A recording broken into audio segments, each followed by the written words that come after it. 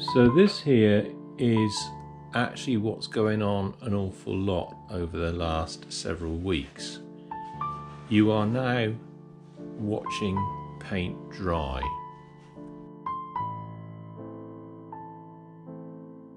Hello and welcome back.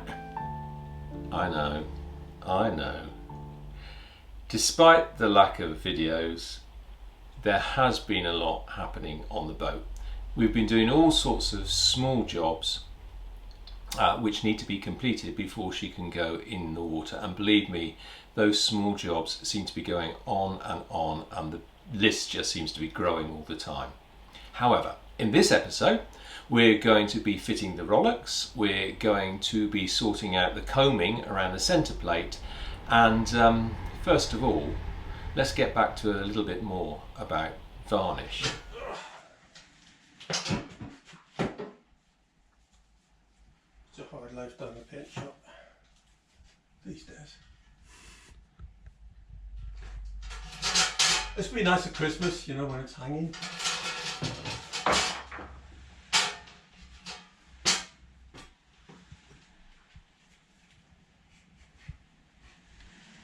You're filming this, I hope I don't drop it in the bloody boat.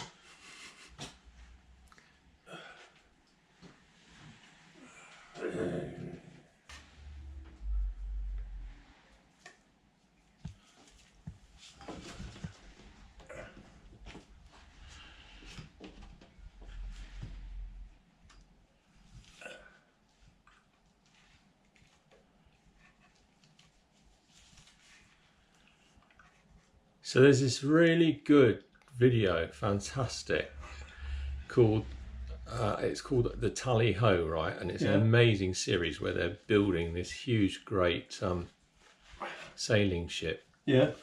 Absolutely brilliant. And there was an episode the other day where they were doing the rigging. Yeah. I'm going to have to cut this, it's too long. Go on. It didn't look much like this. No? No, it was...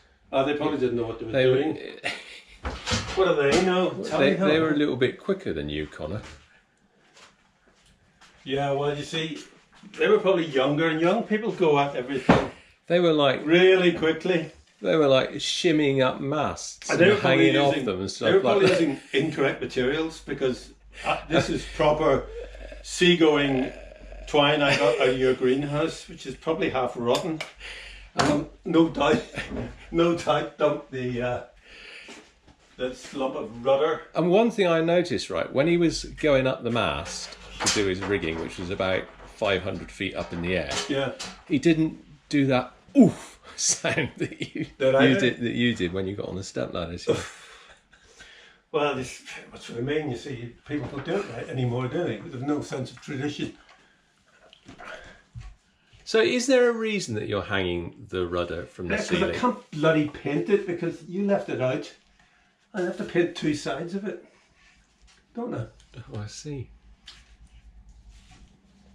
Yeah, and you went off to do some film editing or something and said, oh yeah, throw a bit of Le Tonk on that when you're there, will you? But you didn't tell me how to... There you go, see, that's traditional, that is. That's a good knot, that. That is Boy Scouts of Ireland, left over right, under, right over left, under. Sometimes called a reef knot. A reef knot, yeah.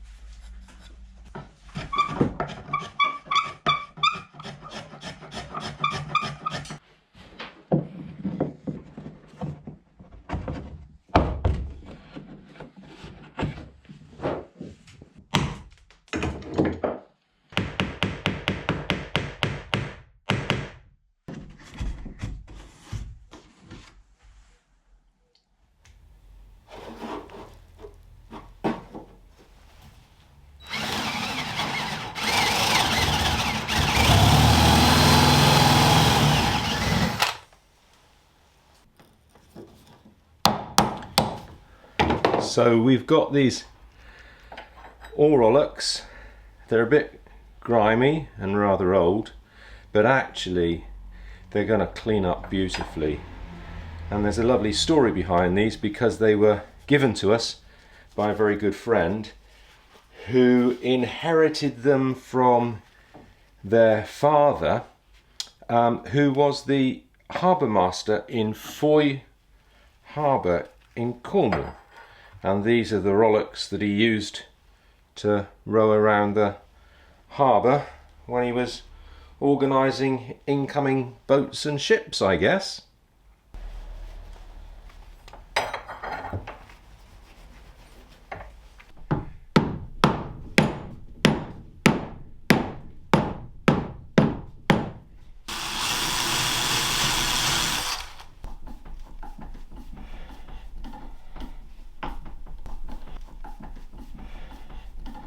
So in the last video there was a lot of complaints about the fact that I hadn't lined up the screws when I put them in for the nameplate. So as a result of that, I'm now very careful about how to line up the screws. The only thing is, I'm not sure whether they should line up like that or like that. Like that or like that. It's like being at the opticians, isn't it? I think it's like that. Let's go for like that, but let's see if we can get them a little bit tighter, which we can.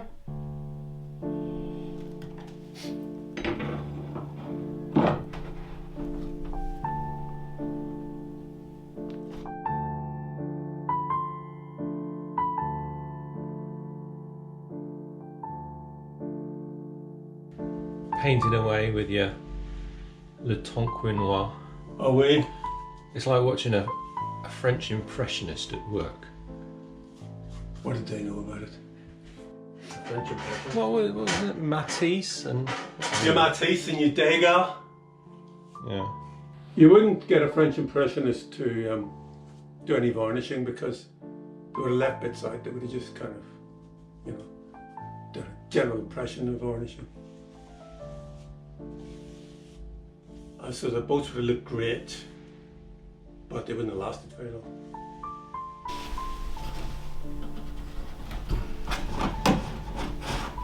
I'm making a kind of combing, kind of tidying up really, where the centreplate casing meets the keel.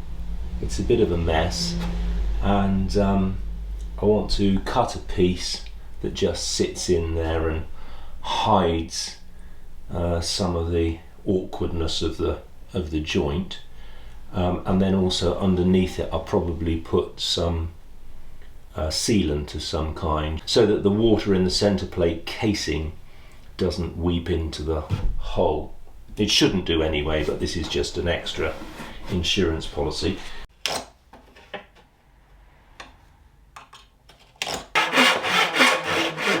On the 21st of June.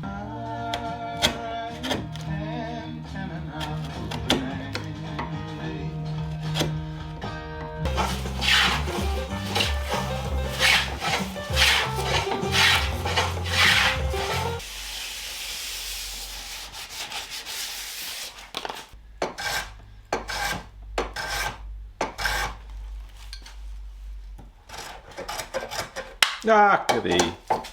Didn't you know it?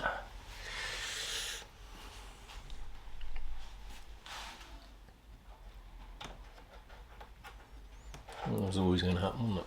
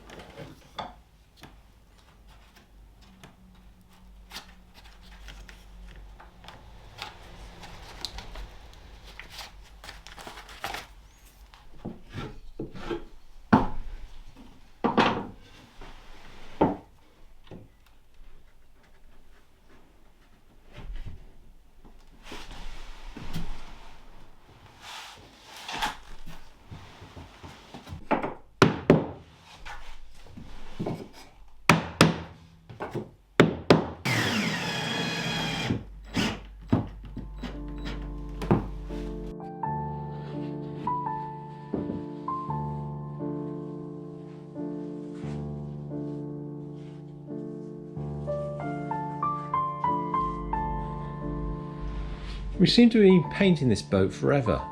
I know. There's quite a lot of boat. It's not... Putting the decks on in the other day, there was a hell of a lot of boat. What we've discovered is it's not the painting of the boat that takes the time. Right. It's the drying of the paint that takes the time. And that seems to be... We seem to be forever waiting for paint to dry, don't we? Do you think we're watching it enough? If we watched it, it might get a bit quicker.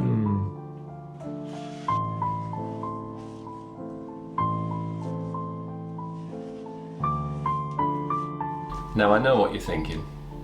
They don't post a video for ages and then they come on here getting Le Tonquinoir and sawdust all over my computer.